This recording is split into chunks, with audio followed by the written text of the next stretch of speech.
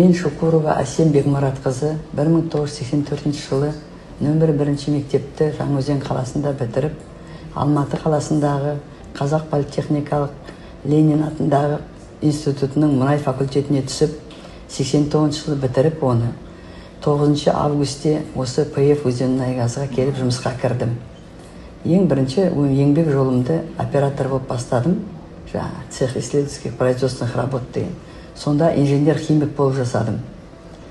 Ол жерден отдел разработкаға ауысып Өзенмұнайгазда да істедім.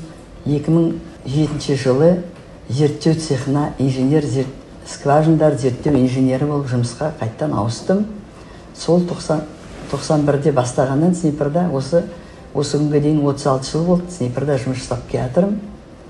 Скважиндар зерттеу инженерімін.